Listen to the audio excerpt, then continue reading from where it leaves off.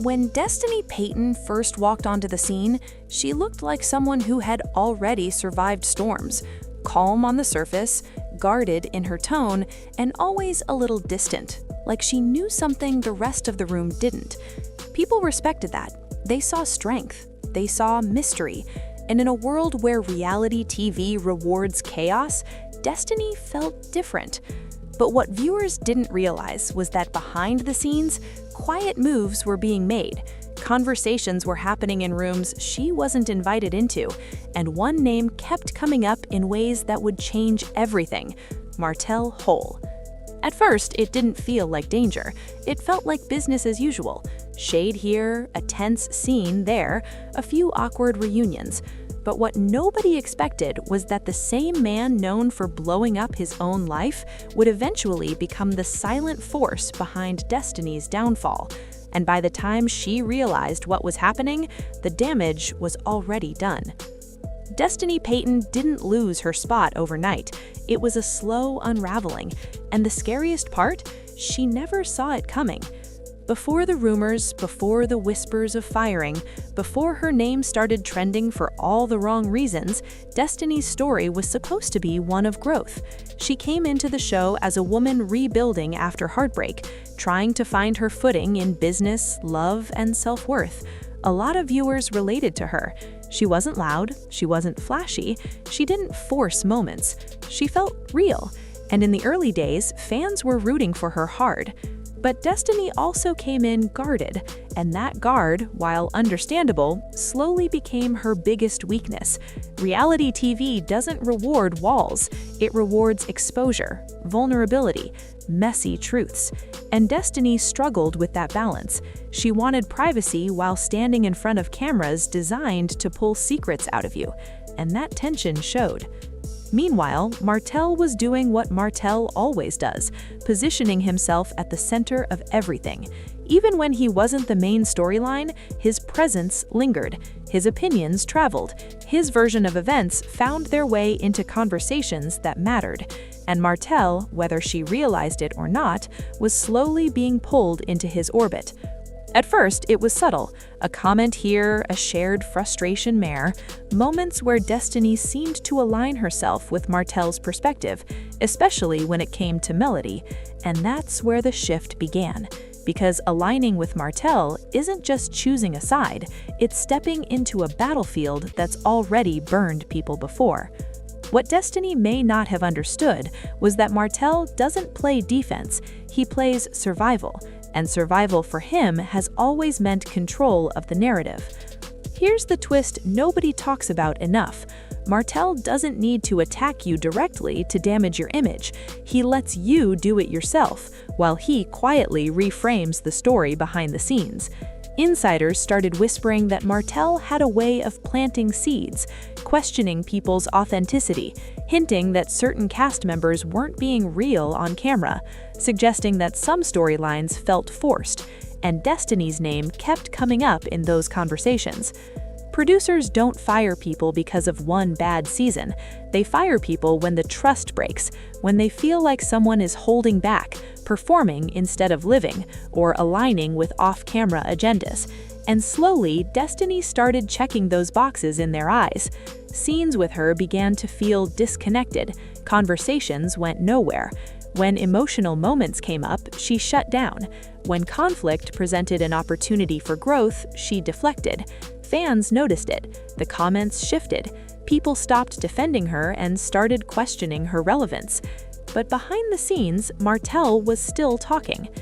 What nobody expected was how calculated it all felt.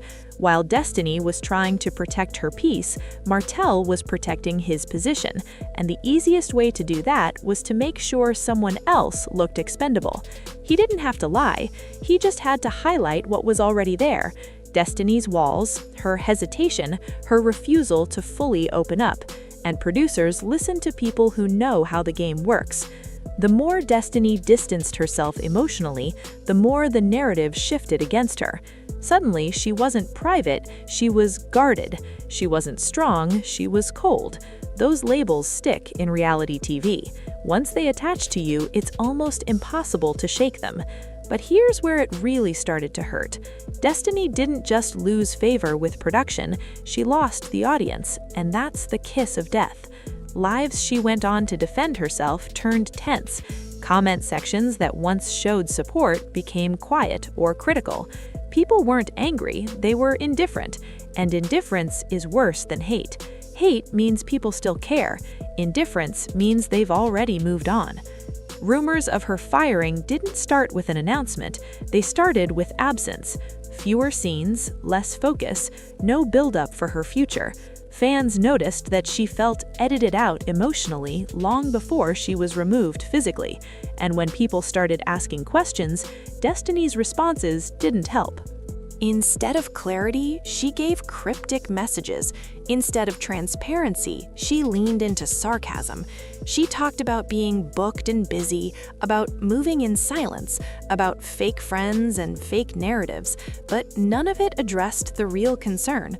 Was she still part of the show, or had something gone wrong? Behind the scenes, the answer was already forming.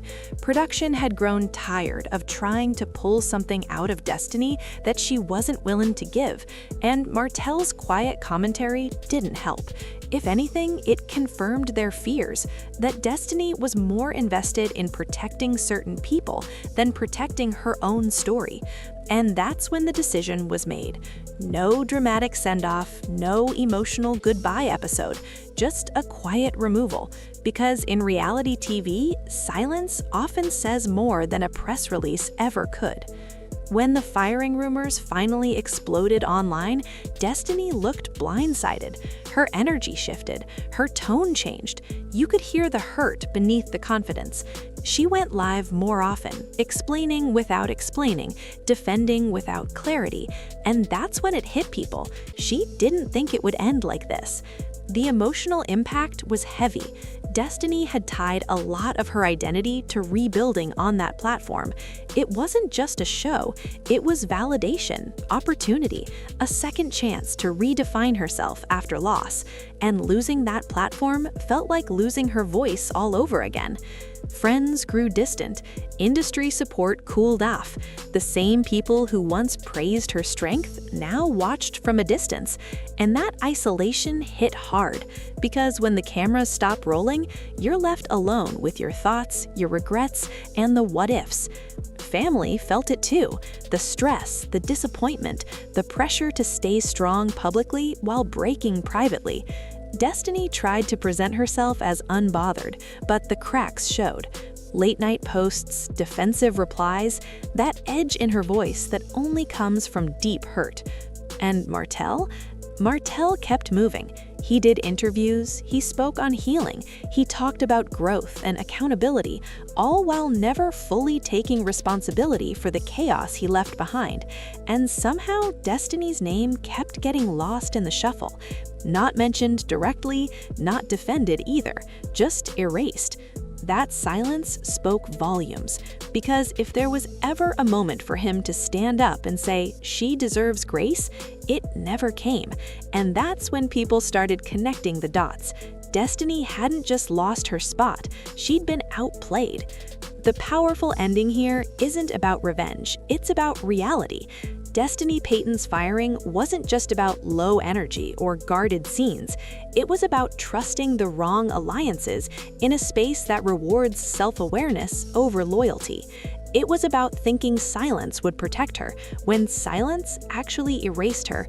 Martell didn't destroy her career with one move.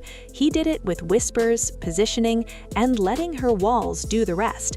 And the lesson is brutal but clear. In reality TV, if you don't own your story, someone else will rewrite it for you.